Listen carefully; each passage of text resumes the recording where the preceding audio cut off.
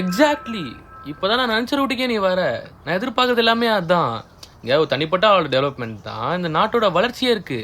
அதெல்லாம் நீயும் அட்டைன் பண்ணணும்னா, இங்க சொகுசு வாழ்க்கை வாழணும்னா, இங்க அன்எத்திக்கலா நிறைய விஷயம் நீ அசல் பண்ணி தான் ஆகணும்.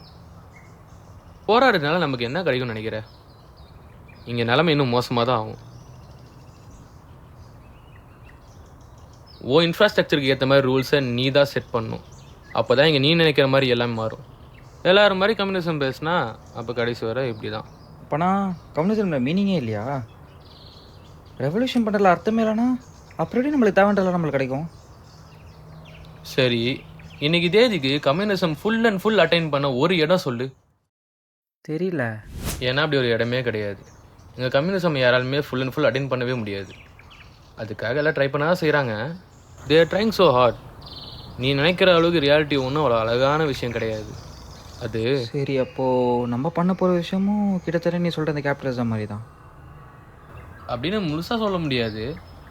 ஆனால் அதுக்காக நம்ம எடுக்க போகிற முதல் ஸ்டெப் இதுதான். நீ சொல்கிறதான் தான் கரெக்டு. நம்ம மேலே வரணும்னா இதான் ஒரே வழி, முதலாளித்துவம். அதான் கரெக்டு. இப்போ சொல்லு, என்ன பண்ணணும், எப்படி பண்ணணும்?